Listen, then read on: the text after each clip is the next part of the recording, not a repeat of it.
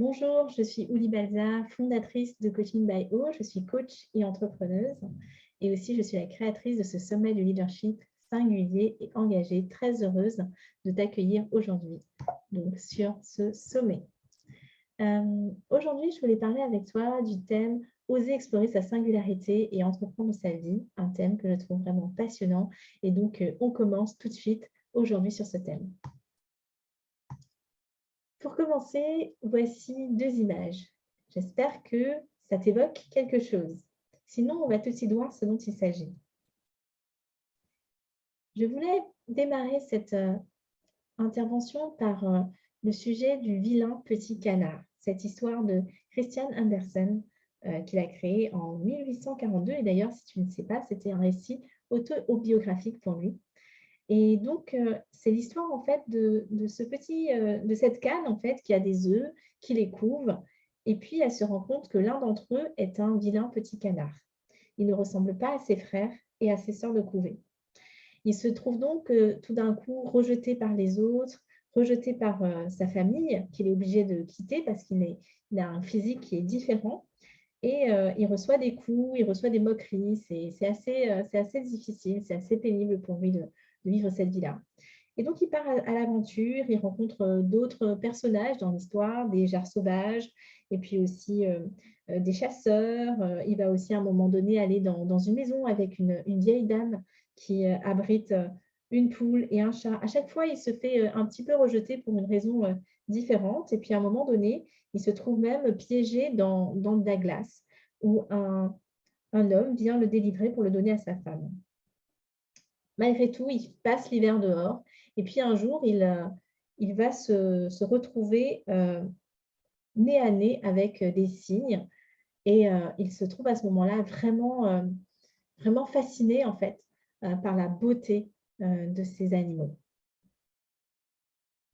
Et donc, il décide d'aller vers eux, vers ces cygnes, et il se rend compte tout d'un coup que, eh bien, en regardant dans l'eau, il voit que lui-même est un cygne et qu'en fait, il n'a jamais vraiment été un canard. À partir de ce moment-là, il se respecte davantage, il s'apprécie, il est respecté par les autres et il trouve une nouvelle famille. Voilà, c'est un récit que tu connais peut-être, que tu le connais même sûrement. J'avais envie vraiment de redémarrer cette keynote avec ce conte que je t'invite à lire, à relire dans son intégralité. Là, je t'ai fait un petit résumé pour que tu puisses vraiment plonger dans ce qui peut nous donner comme message. Je voulais partir de ce conte parce que sur la notion de singularité, il y a peut-être pour toi ce sentiment de parfois te sentir différent. Et se sentir différent, comme pour ce signe qui s'est senti canard, c'est une souffrance. C'est une souffrance que tu peux connaître, des moqueries peut-être, peut-être aussi un isolement. Et c'est quelque chose qui peut être encore plus compliqué et difficile à vivre dans le monde professionnel. On parle parfois de atypique, au potentiel, hypersensible, neurotypique, zèbre, multipotentiel, surdoué, original. Ce sont peut-être des mots que tu as croisés. Peut-être que ce sont des mots dans lesquels tu t'es reconnu. Il y en a peut-être d'autres, d'ailleurs, qui ne sont pas sur cette feuille que tu as pu appréhender. Moi, je ne suis pas forcément quelqu'un qui aime enfermer dans des cases. Donc, je n'ai pas choisi ces mots. J'ai choisi le mot singulier parce que je trouve qu'on a tous quelque chose de singulier, tous quelque chose d'un peu différent. Et voilà, en tout cas, un certain décalage. Et si parfois tu te sens un peu décalé par rapport aux autres, eh bien, voilà, tu es totalement dans le sujet de la singularité. Et c'est OK, en fait. C'est OK de parfois te sentir différent et décalé. C'est OK aussi si, comme le petit canard, parfois tu as appris justement à te conformer, à utiliser les règles dans lesquelles le monde t'a plongé. Et c'est d'ailleurs quelque chose qui est positif parce que c'est peut-être aussi un signe d'ouverture, d'être capable pour toi d'aller vers les autres en étant toi-même un peu différent. Personnellement, pendant 10 ans, une dizaine d'années, j'étais consultante et j'ai aimé beaucoup cette période de ma vie. Là, c'est en 2016, la photo à gauche, quelques semaines avant que je quitte mon emploi de consultante. Et après, quasiment un an après, en 2017, la photo de droite, où j'ai créé mon premier atelier de coaching après m'être formée à ce métier. Donc, j'ai été consultante pendant 10 ans, mais je me suis à un moment donné sentie un petit peu décalée, en fait, par rapport à ce métier-là.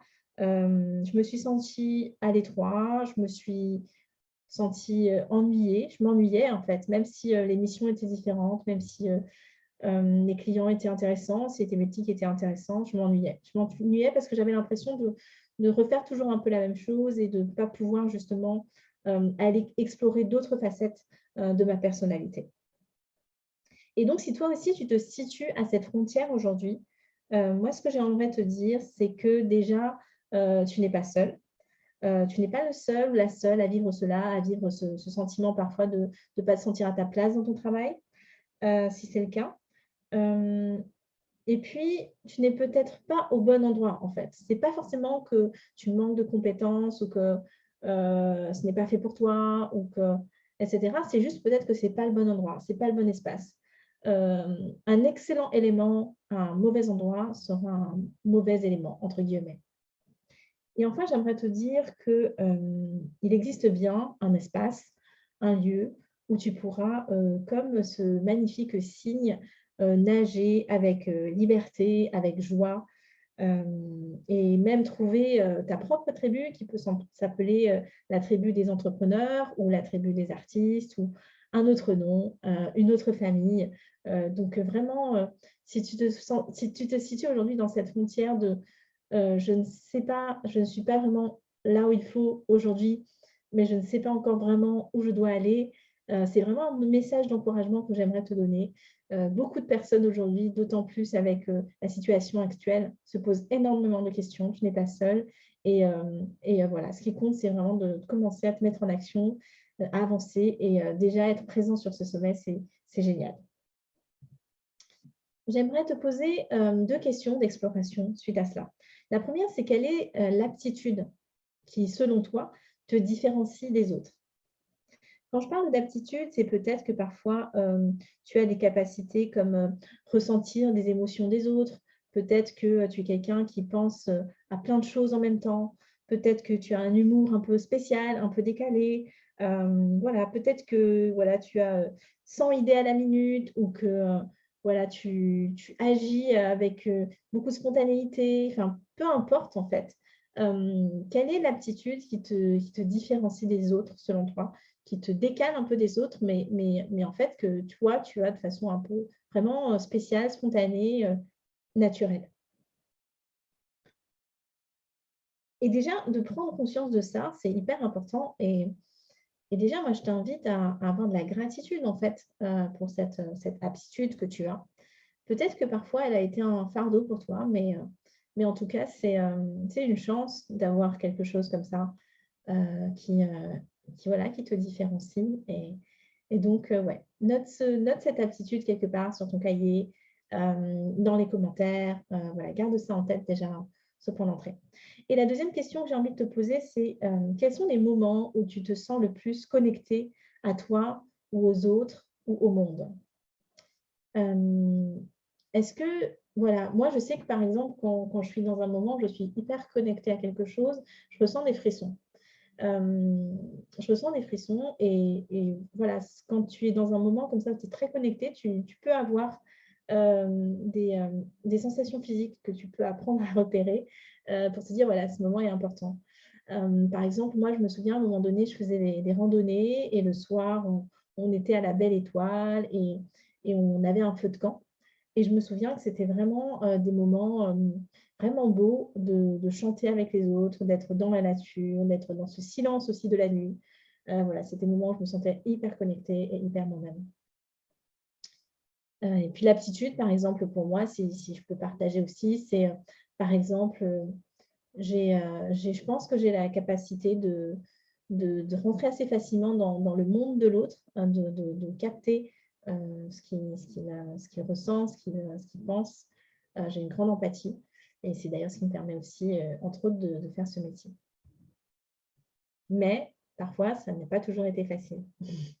Donc voilà, c'est ça que je veux te faire toucher du doigt aussi, c'est que cette aptitude, parfois, elle t'a gênée, tu l'as peut-être même cachée ou gommée, mais à un moment donné, elle peut être vraiment une force et c'est vraiment l'invitation d'ailleurs. C'est vraiment l'invitation, c'est pour toi d'embrasser profondément cette singularité, ta singularité. Et bien sûr, ta singularité, elle ne se résume pas à une aptitude, hein, on est d'accord avec ça, c'est juste une première entrée. Donc, embrasser profondément ta singularité, qui tu es, et en faire une véritable force. J'ai mis le hashtag unfair advantage parce que, oui, cette singularité, cette différence, en fait, c'est un avantage qui est totalement injuste. Injuste parce que les autres, ils ne l'ont pas. Et donc, fais-en quelque chose, fais-en une force. Sois fier de l'avoir, ne sois pas, voilà, ne le prends pas comme un fardeau, prends-le comme un don, comme une grâce, comme un cadeau qui t'est fait et utilise cet avantage qui te différencie et qui est peut-être un peu injuste parce que tu l'as, mais en fait, tu l'as et c'est génial, donc profite-en. Et fais-en profiter les autres, surtout.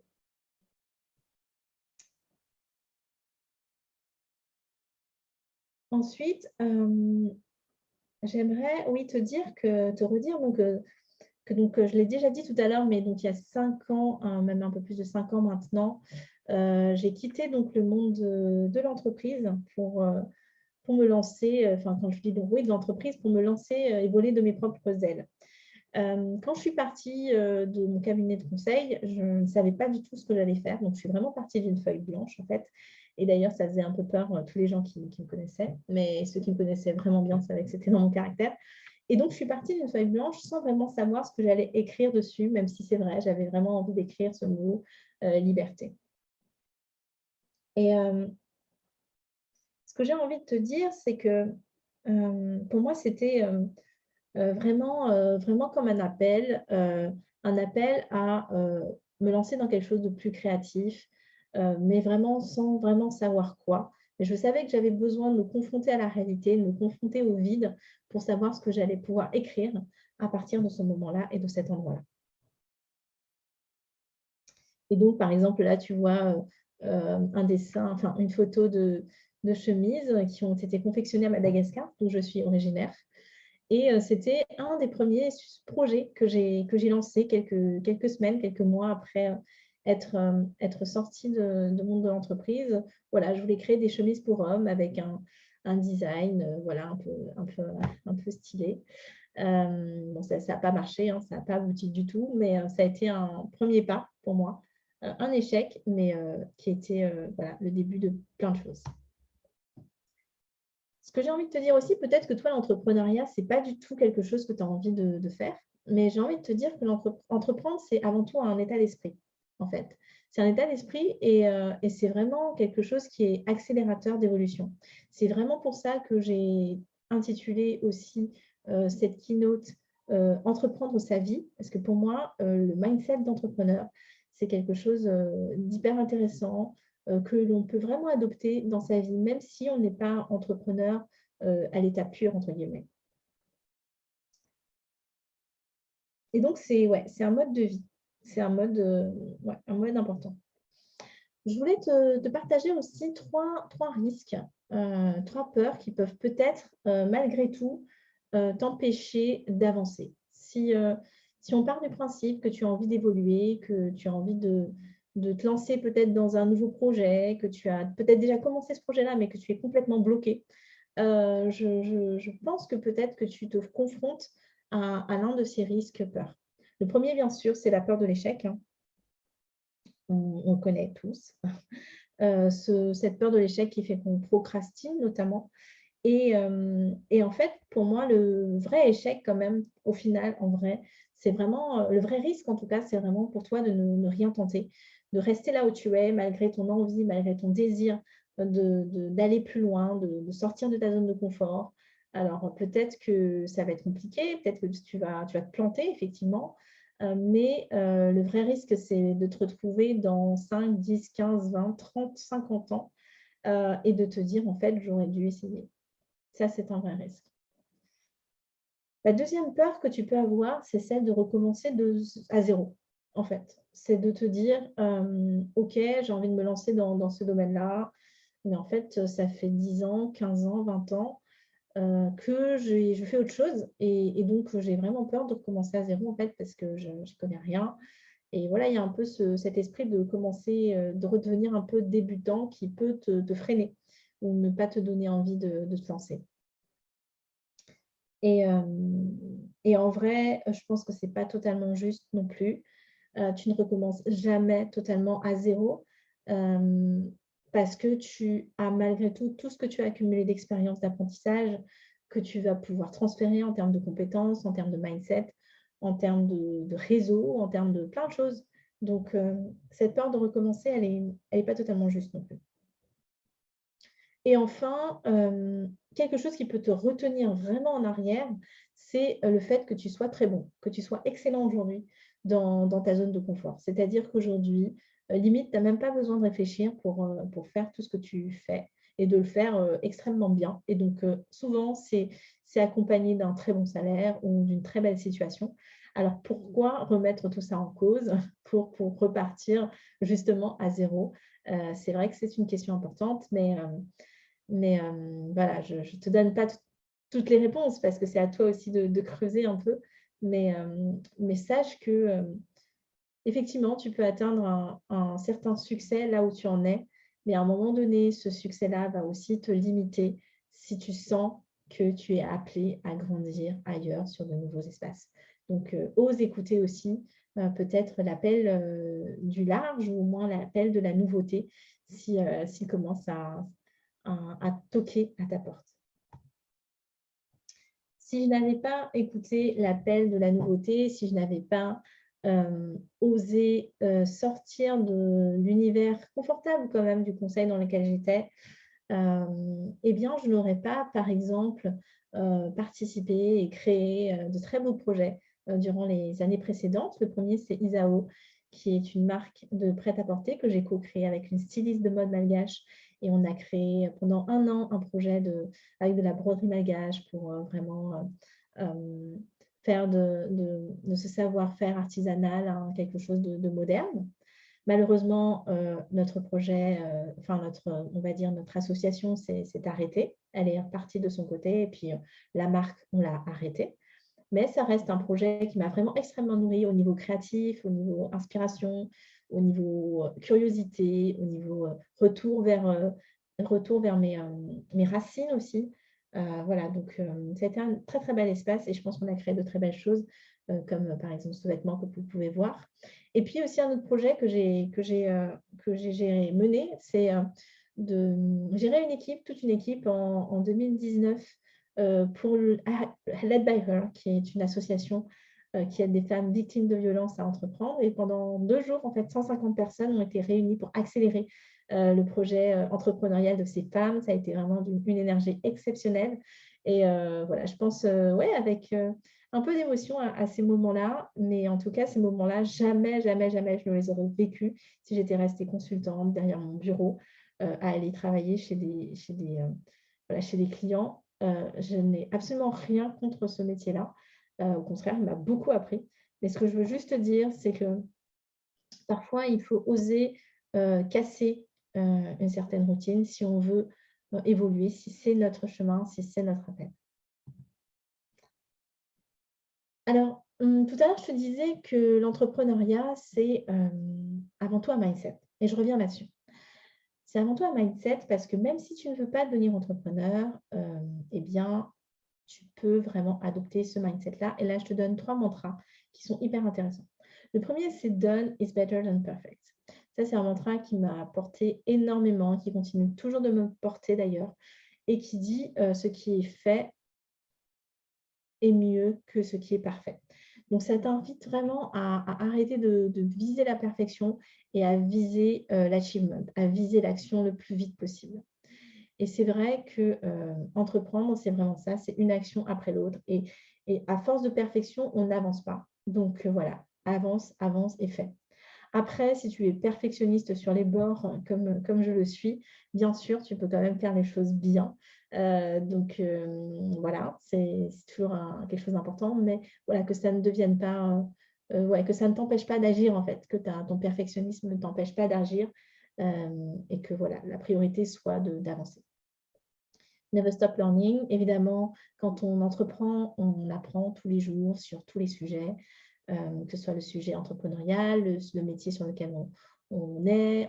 Voilà, quand moi, par exemple, effectivement, je me suis formée au coaching, mais je me suis formée aussi récemment au marketing, à la communication, au community management. Je suis en train de me former au business. Je me suis bien sûr formée à pas mal d'outils liés au développement personnel.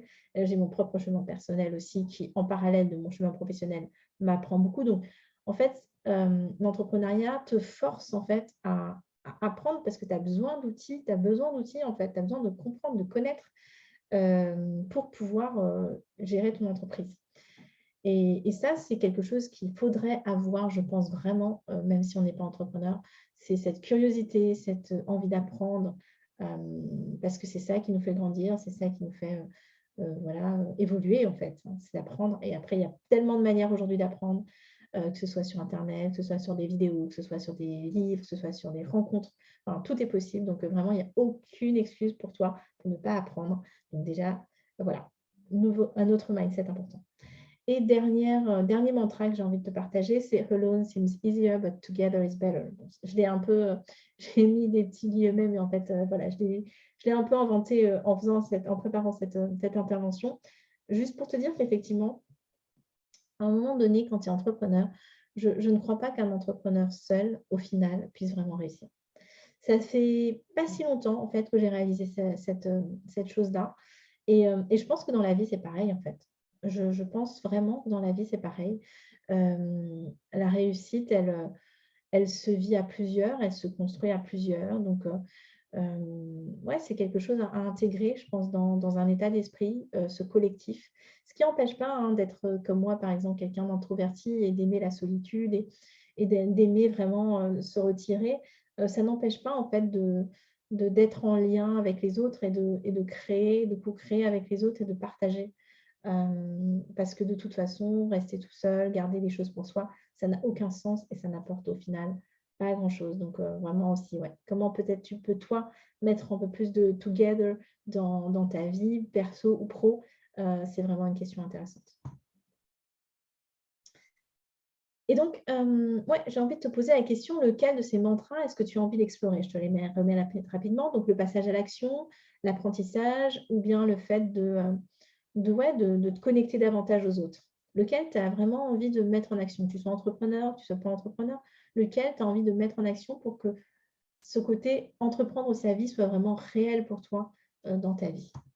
Une fois que tu t'es dit, voilà, par exemple, moi, ce qui est important pour moi aujourd'hui, c'est vraiment, ouais, c'est vraiment le côté passage à l'action. Je suis quelqu'un qui procrastine beaucoup trop.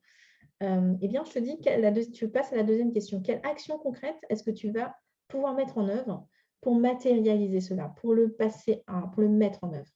Donc, ça veut dire, voilà, c'est quoi cette chose sur laquelle tu procrastines depuis, je ne sais pas, une semaine, un mois, un an, et que tu sais que c'est vraiment tellement important, que ça va t'apporter tellement de valeur pour toi. Alors, pourquoi tu ne passes pas à l'action? Pourquoi tu ne fais pas déjà un premier pas aujourd'hui même, en fait, juste après cette vidéo? Voilà, quelle action est-ce que tu vas mettre en œuvre pour matérialiser l'un de ces mantras? Un autre exemple, si tu te dis, moi, ce qui est vraiment important pour moi, c'est effectivement, ça fait très longtemps que je n'ai pas appris quelque chose de nouveau, ou plutôt, c'était quand déjà la dernière fois que j'ai appris quelque chose de nouveau, je me suis formée à quelque chose de nouveau? Eh bien, ça fait longtemps. Alors, bah, justement, qu'est-ce que je pourrais apprendre? Quelle formation je pourrais suivre? Ou quel livre je pourrais acheter? Quelle vidéo je pourrais voir? Voilà, qu'est-ce que je peux faire peut-être pour soit aller vers quelque chose que j'adore et apprendre quelque chose de nouveau dans cet espace-là, soit aller ouvrir un nouveau champ que je ne connais pas et que j'aimerais vraiment beaucoup explorer. Voilà, donc c'est un peu tous ces sujets-là que j'avais envie d'aborder avec toi aujourd'hui. C'est voilà, cet amour de soi, cet amour de toi, cette reconnaissance de ta singularité et de ce qui fait que tu es quelqu'un de vraiment spécial et que c'est hyper important. Et après, aussi cet appel à entreprendre ta vie, à bouger en fait, à partir de qui tu es, à bouger, à avancer dans l'espace. Pour moi, c'est ça le leadership, en fait. On parle beaucoup de leadership. Le leadership, pour moi, c'est quelque chose qui est vraiment de l'ordre de déjà réussir à partir de soi-même, à créer son propre chemin. Pour moi, c'est ça le leadership. Après, quand on crée son propre chemin, bien sûr, on sème des graines, il y a des choses qui poussent, on fait des rencontres, on crée des projets, on embarque des gens peut-être autour d'une vision. Mais pour moi, tout ça, c'est déjà presque une deuxième partie et qui vient ou pas, mais en tout cas, être leader de ta vie, c'est quelque chose de tellement important, de tellement essentiel, et c'est vraiment l'encouragement que je te donne en cette fin de keynote. Et avec cette image que tu auras peut-être reconnue des grottes de Chauvet de l'ère préhistorique. J'adore l'art préhistorique parce que c'est un art qui est plein de mystères. On ne sait pas vraiment ce qui s'est passé, pourquoi est-ce que des hommes sont allés au fond des cavernes pour dessiner des animaux, pour dessiner dans le noir, en fait, parce qu'au fond des cavernes, il faisait super noir. Il y a des théories qui disent qu'il y avait un côté un peu chamanique à faire ça, qu'il communiquait avec les esprits en dessinant sur les cavernes. Mais en tout cas, ce qui est fascinant, c'est que ces images déjà sont magnifiques et qu'ils ont réussi à nous transmettre ça, à nous. Donc, c'est ça aussi l'invitation et je pense l'enjeu, c'est pour toi, qu'est-ce que tu as envie de transmettre? Quelle est l'empreinte que tu as envie de laisser? Ce sont des questions auxquelles on ne se confronte pas forcément souvent. Souvent, on s'y confronte quand on arrive au milieu d'une crise, voilà, un changement radical de vie. Mais ouais, tu participes à ce sommet, donc j'ai envie de te poser cette question en clôture. C'est voilà, quelle empreinte, quel dessin est-ce que toi tu as envie de laisser et comment est-ce que tu peux cheminer petit à petit vers cette destination? Voilà, merci beaucoup voilà, de ton écoute. Très, très heureuse vraiment de t'avoir dans ce sommet. On continue les vidéos demain soir à 20h. Et puis, on peut se retrouver dans le groupe Facebook pour plus d'échanges. N'hésite pas aussi à commenter la vidéo pour laisser tes commentaires, ton avis. Si tu as des questions, ce sera avec plaisir que j'y répondrai. Et je te dis à très bientôt.